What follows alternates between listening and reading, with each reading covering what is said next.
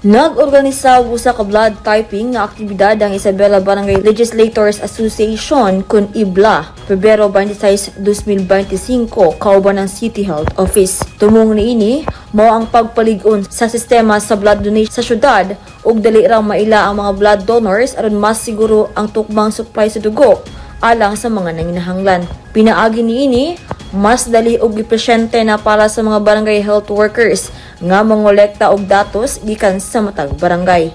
Sumala sa lokal ng gobyerno, parte kini sa mas lapad nga tinguhang proyekto sa 45 ka barangay sa Isabela ug mas dali nga makapangita og dugo hilabi na kung panahon sa emerhensya. Babae, lalaki ug kabataan ang may partisipar sa blood typing activity.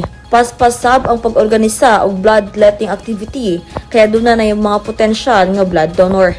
Ang IBLA, usa ka grupo sa mga babaeng halal nga opisyal sa barangay sa lungsod nga nagpasiugda sa mga programa sa panglawas, panginabuhian ug pag-amping sa maayong estado sa komunidad.